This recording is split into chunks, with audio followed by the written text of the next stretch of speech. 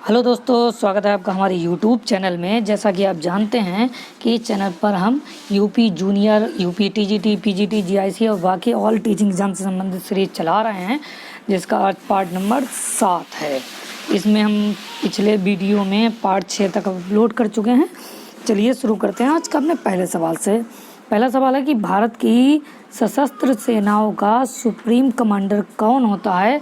तो भारतीय सेना का जो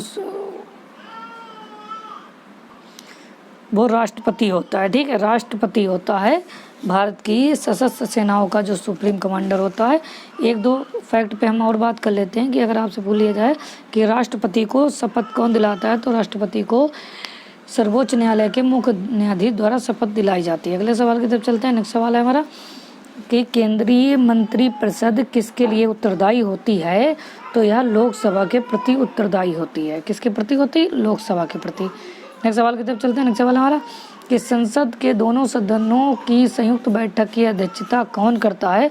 तो यह लोकसभा अध्यक्ष करता है। अच्छा, अगर हम संसद की बात करें तो संसद में 2 सदन होते हैं। एक होता है राज्यसभा सदन और दूसरा होता है लोकसभा सदन। ठीक है, राज्यसभा सदन को हम उच्च सदन कहते हैं तथा लोकसभा सदन को हम निम्न सदन कहते हैं। इतना कॉन्सेप्ट आपको क्लियर हो गया। वाला कि राज्यसभा की सदस्यता के लिए न्यूनतम आयु कितनी होनी चाहिए? तो न्यूनतम आयु जो है वो 30 वर्ष होना चाहिए। अगर 30 वर्ष से कम आयु है आपकी, तब आप राज्यसभा के सदस्य बनने के लिए एलिजिबल नहीं है। अगला सवाल है हमारा। अगला सवाल है कि स्वराज मेरा जन्मसिद्ध अधिकार है, या किसने कहा था? देखिए, ये नारा है जो कि लोकमान्य तिलक ने कहा था, और नारों से संबंधित जो है वो एक सवाल आता है। यानी गरीबी हटाओ का नारा किसने दिया? तो इंदिरा गांधी जी ने दिया था। ठीक है, दिल्ली चलो, करो या मरो का नारा, जैसे बहुत से नारे हैं, उनको भी आप गौर से देख लीजिएगा। ठीक है, आई होप कि आपको वीडियो पसंद आ रहा होगा। अगला सवाल है हमारा कि संयुक्त राष्ट्र संघ के सुरक्षा परिषद की सदस्य संख्या है कितनी है? तो यह 15 है। ठीक है, अगले सवाल की तरफ चलते हैं। अगला सवाल है कि भारतीय संविधान का अभिभावक कौन है? तो भारतीय संविधान का जो अभिभावक है वो सर्वोच्च न्यायालय है, यानी सुप्रीम कोर्ट है। ठीक है, अगर आप जैसे आपका फंडामेंटल राइट्स है, ठीक है, मौलिक अधिकार है, अगर उनका हनन हो रहा है तो आप डायरेक्ट सुप्रीम कोर्ट जाइए और कहिए कि मैं इसके लिए एलिजिबल था, या मेरे संग ये डिस्क्रिमिनेशन हो रहा है, तो सुप्रीम कोर्ट उसके ऊपर जस्ट एक्शन लेगा। ठीक है, या सरकार के खिलाफ भी आप सुप्रीम कोर्ट जा सकते हैं। अगले सवाल की तरफ चलते हैं। अगला सवाल है कि संसद को भंग करने के लिए कौन सक्षम है? तो संसद को भंग करने के लिए राष्ट्रपति सक्षम है। ठीक है, और इस चैनल पर हम रोज़ाना वीडियो अपलोड करते रहते हैं जो कि आपकी आगामी एग्ज़ाम के दृष्टिकोण से महत्वपूर्ण होते हैं। हम टॉप MCQs लाते हैं। ठीक है, इसलिए आप चैनल को सब्सक्राइब कर लीजिए, अपने दोस्तों के संग भी शेयर कर लीजिए। सवाल है कि संविधान के किस भाग को भारत का मैग्ना कार्टा कहा जाता है? तो संविधान के भाग 3 को भारत का मैग्ना कार्टा कहा जाता है। अब ये बात आती है कि संविधान 3 में किस चीज़ का उल्लेख है? तो संविधान 3 में जो है वो मौलिक अधिकारों का उल्लेख है। मौलिक अधिकार जो आर्टिकल 12 से 35 के मध्य होते हैं। कितने? 12 से 35 के मध्य होते हैं। और जो फंडामेंटल राइट्स हैं, जो कि मौलिक अधिकार जिनको कहा जाता है, वो संख्या में 6 होते हैं। पहले ये 7 हुआ करते थे, लेकिन संपत्ति का अधिकार जो था वो भी मौलिक अधिकार हुआ करता था, लेकिन 44 में संविधान संशोधन के माध्यम से उसको हटाकर कानूनी अधिकार बना दिया गया। अगला सवाल है हमारा कि अनुच्छेद 25 का संबंध किससे है? तो अनुच्छेद 25 का जो संबंध है वो धर्म की वृद्धि के लिए प्रयास की स्वतंत्रता से है। ठीक है, राइट टू फ्रीडम में आता है ये।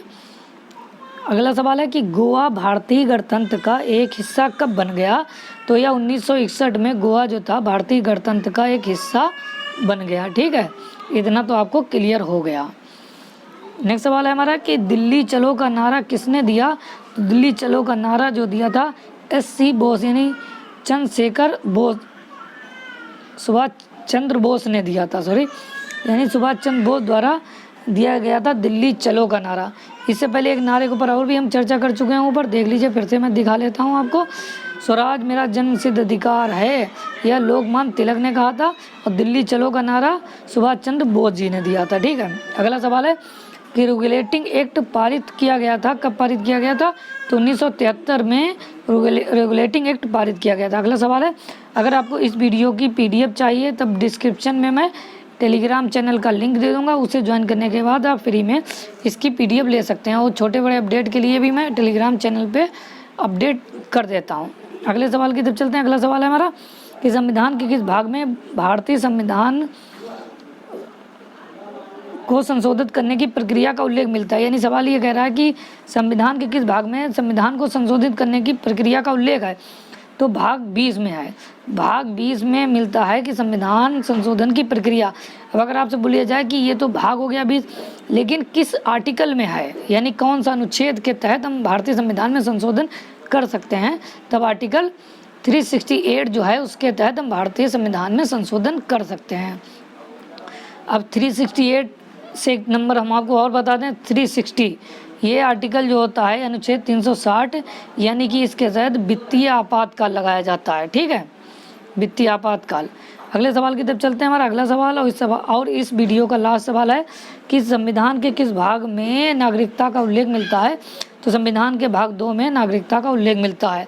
आई होप कि आपको वीडियो पसंद आया होगा। पसंद आया तो लाइक करें, वीडियो पर अगर चैनल पर नए हैं तो सब्सक्राइब करें, अपने दोस्तों के संग शेयर करें और रोज़ाना हम इस तरीके की वीडियो अपलोड करते रहते हैं।